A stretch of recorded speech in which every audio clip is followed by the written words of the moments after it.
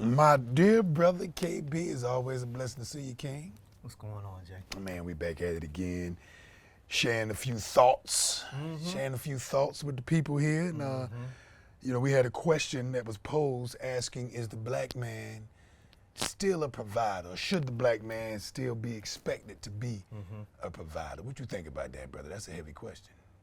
Yeah. I would say yes.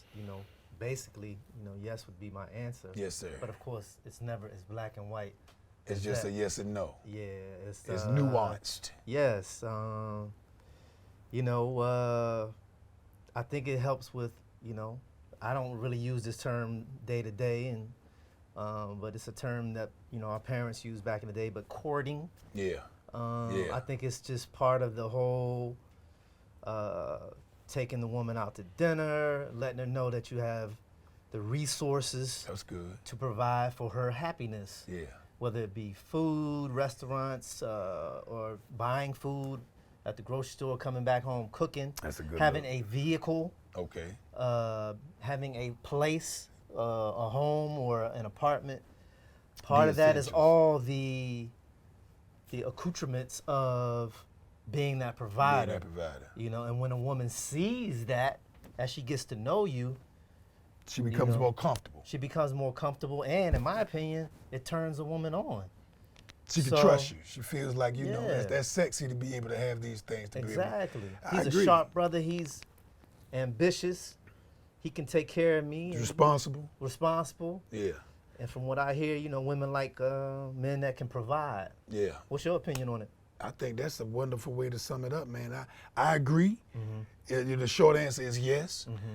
And then we have to really dig deep and unpack the word provide. There's a lot of provisions the man needs to have. You illustrated one very important one, and those are financial provisions. Yes. And I think a lot of times what we do is we forget that there are other things that the male provides in the family beyond the finances. He's a priest. He's a peacemaker. Yes, that's right. A lot of times I forget about mentioning that stuff. Yeah, because it's super important, especially in light of the modern reality of black women in particular outpacing black men with graduate degrees. A lot of times they're making more money now because systemic. That expands beyond just the black community. But once upon a time, it was a lot easier. Yes, for I men said to systemic. Be, Y'all don't want to. People keep saying, no, this gender is working harder than that gender. Blah blah. Love the black women. Love how they drive and opening businesses and doing it. Absolutely. However. And I ain't gonna get on a long rant on that. I'm gonna let you go back to you say, but it's systemic. We need to touch on it. They're lessening the impact or of I don't know what term to use there, but lessening the power of the black male, so they can become irrelevant.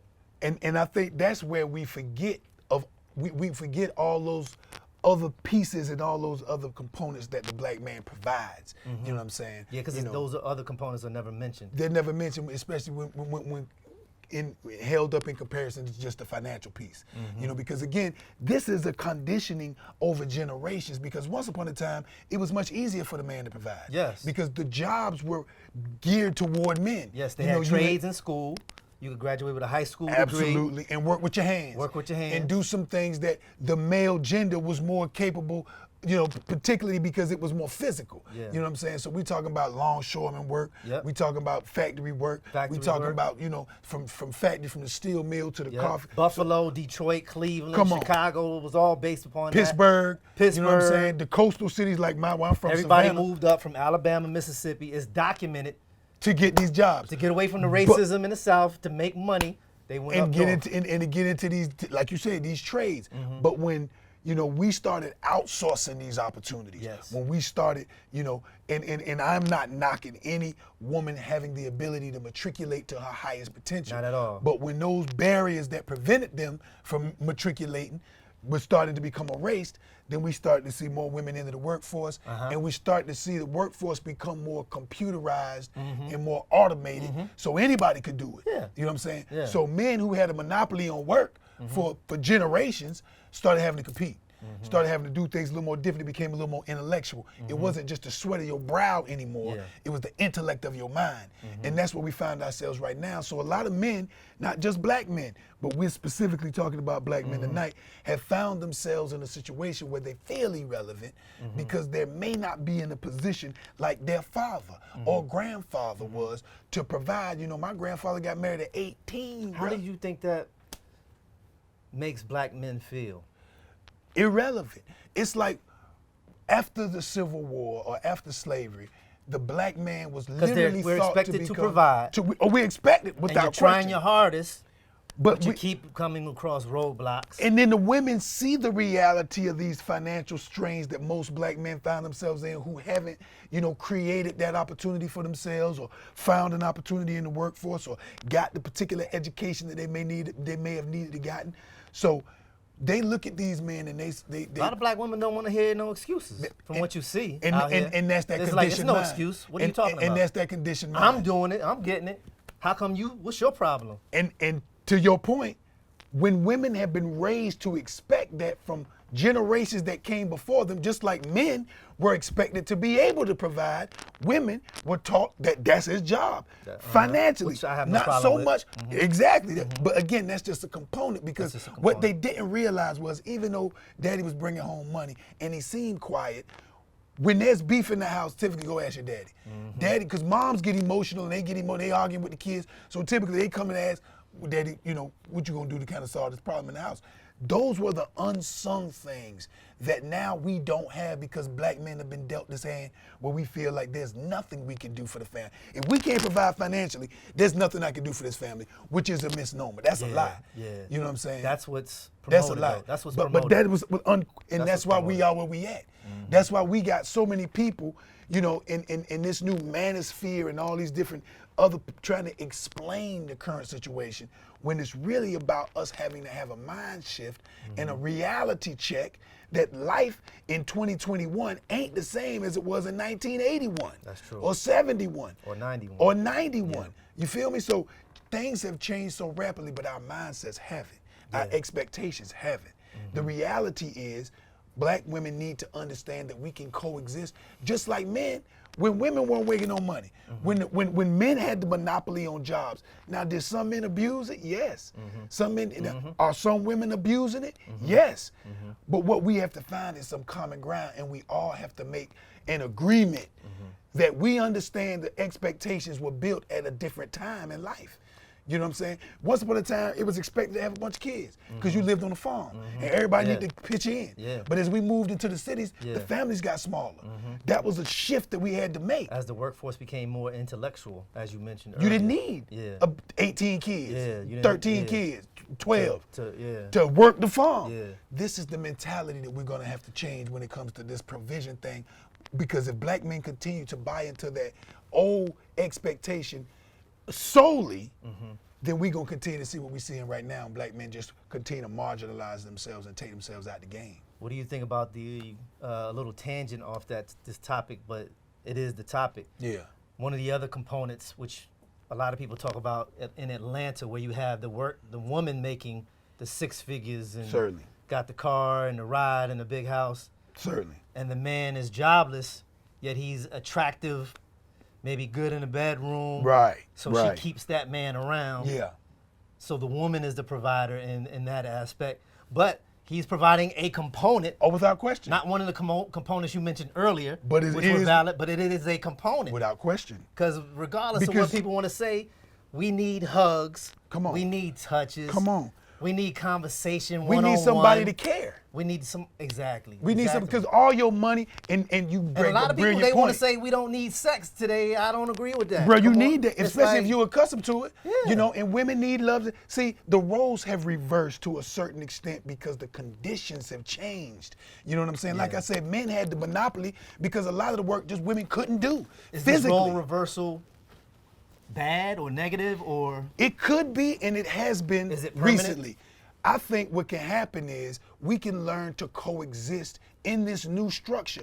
Black men need to excel better. You know, my son-in-law got a master's degree. He's in the top 5% of black men in the nation with a master's degree.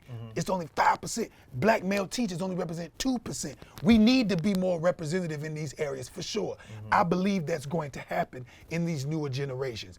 I believe they're going to see some more parity on these college campuses because right now it's 80% women. I just saw an article on that, yeah. You feel me? So how can you be successful if you're not training yourself to do that? So I believe these statistics and these new realities and new opportunities. I don't know if that 80 to 20% thing is ever going to change.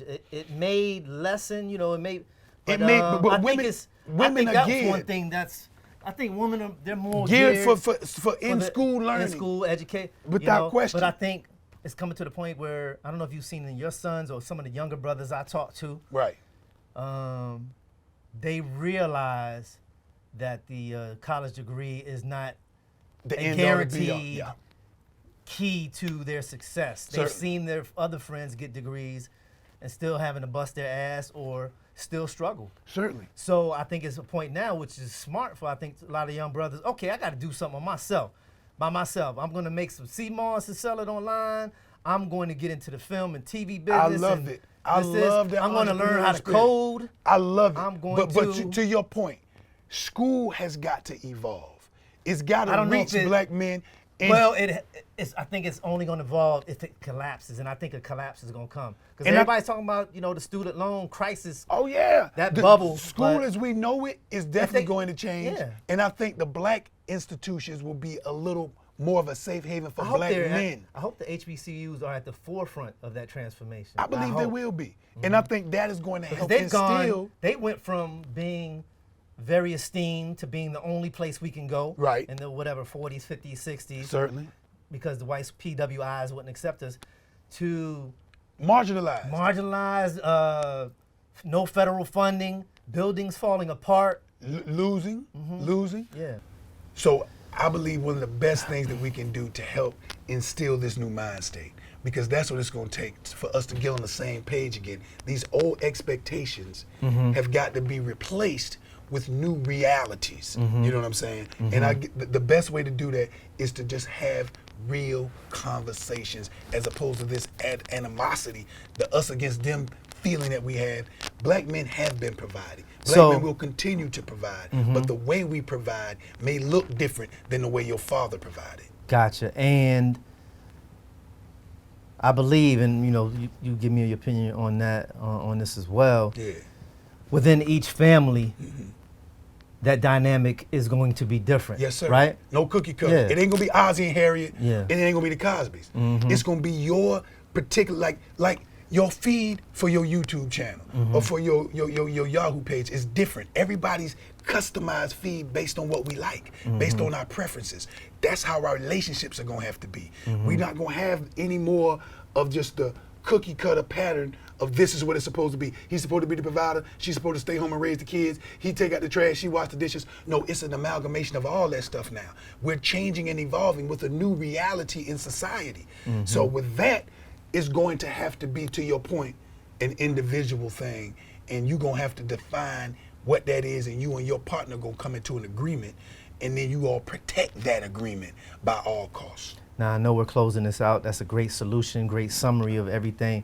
But do you think long term, if the woman is the main provider, do you think long term, depending on that family situation, because everybody's different, Certainly. do you think that could be successful long term? Absolutely. Absolutely. If she recognizes the position, and if he upholds, If he's his part of the upholding those bargain, other components? oh, for sure. He can't Outside be. of the- Nobody wants a deadbeat. Yeah. Anything. Nah, exactly. If you're a man and you got a woman who just fine and that's it. Yeah. That's gonna get boring. Exactly. And you're gonna need somebody to help you Exactly. with something, with emotional, idea-wise, or something. So to that point, yes, if she is still the breadwinner financially, but his contributions are in other areas in the family, it could 100% work. Now, I know a lot of people watching this, especially the women, gonna say, "Man, that's bullshit. I And want my man. I want my man taking care of the bills, so And I most can of those women are going to be shop alone. or do And whatever. most of those women in this modern age are going to be by themselves. They're going to have a house full of fancy things and a garage full of, and if they're not by themselves, if they've chosen to live that way, they have that choice. But the reality is, if we want to coexist and be those beautiful black families that we grew up seeing, we're going to have to change the dynamics of how we build those families. Gotcha. Let us know what you think in the comments. We love to hear from you. Right, KB? Hey, comment. You know, that's That's how we hear from you. yeah, definitely.